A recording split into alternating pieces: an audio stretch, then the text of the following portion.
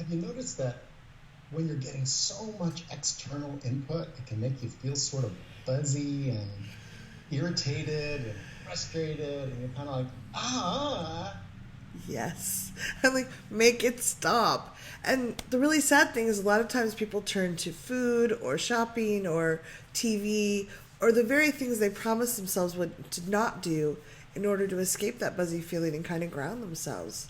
This is Rick Wilkes from ThrivingNow.com, and I'm Kathy Bertoli from ThrivingNow.com and TheIntimacyDojo.com. And what do you suggest, Rick? well, that concept of grounding is one that I didn't understand. Mm-hmm. Growing up, it was, you just kind of thought your way through things. Yeah, or And if you hoped were it went away. scared or worried, you were supposed to stop that. Willpower. And What's your problem? yeah, Come on. well, what's your problem? Yeah, pull it together. Yeah. Come on, calm down, settle down, sit down. And even those things are external commands Right. and imperatives, and we've internalized those. Mm-hmm. And so grounding is an invitation. It's different. You don't have to be grounded. Most people running through life and making decisions aren't necessarily grounded. Yeah.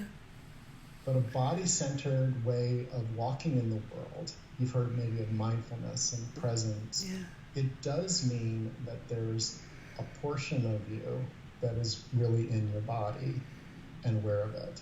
Yeah, I And remember early on, my dad would be like, my mother would just cry if I didn't behave well enough, and she'd like, you just make me so upset, and she wouldn't tell me what I should do differently. And my dad would say, if you can't pull yourself together, I'll spank you. So that I learned to shove ouch. it down, but nobody ever told me how to pull it together, so to speak. And grounding is the way to do that, to become present with yourself, what's actually happening in the world right now versus the past that might be haunting you, or all the external stuff that might be really pinging off of you right now. And the truth of the matter is that there are things that are grounding for people, like Yeah. going on a hike or sitting under a tree and taking a nap. But we believe that from a very practical standpoint, if you're out there in the work world, if you're busy taking care of kids, you need something that works in about 17 seconds. Yeah. And so the things that we focus on are things that you can do in a breath Mm-hmm. or two, like taking a breath. Yeah. And when you take a breath and it's kind of external, it's more like huffing. A breath that's internal is really feeling it come into you. Just for a moment, close your eyes and feel the breath come into your lungs. Follow it down and follow it out, and feel your rib cage do that. And just do one more.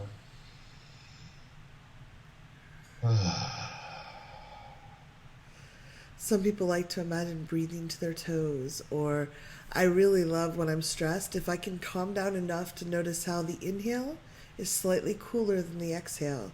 That's really great, because I'm noticing sensations in my body.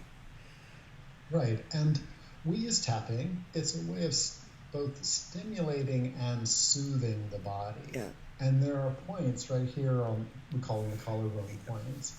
And if you tap those points, you can do them like this, you can do them at the same time, you can use fists if you really want to, and you can tap them. Yeah, and again, just close your eyes for a moment and just notice what happens in your body. Just notice. You may feel like a tension comes up. Take one of those breaths and let it out. You notice Kathy's moving her neck. What a great idea. I sometimes just hold the points if I'm in a meeting, or I'll just like, just some gentle support. Because sometimes if you're really rattled, the tapping motion can feel somewhat agitating. And notice this also is about getting back in your body. Yeah. Because that's where you start allowing yourself to move from just being a brain delivery system and a talker into someone that has lungs, has a heart, and put your hand over your heart, and also a gut. Like even just putting your hand on your belly, just for a moment. Just touch your belly, take a breath, let it out. And then if you were really just asking yourself all these questions, like, what do I do? I don't know what to do. You have this lot of noise, the hamsters in your head. Ask a question, is gravity working? And let your body answer. So when I ask the question, is gravity working? And I ask my pelvis, what I feel is a weight in my sit bones and in the muscles of my butt. And when it answers that way, it also opens up all of the information channels between your pelvis and your brain. Yeah. All of those pathways start opening up, and there is wisdom there. There's an awareness of what's going on in the world, but there's also a clarity about what's going on with you. And I use this before, if I'm having a difficult time making a decision about what to eat, this is really important, that I get my pelvis, my gut, my heart, and my head all online and connected. You notice it doesn't take very long. No. So if you're rattling around in your head, what do I do? The first thing to do, take a deep breath and ground yourself. We'd love to hear what you think. Please leave comments below, questions. We love answering them.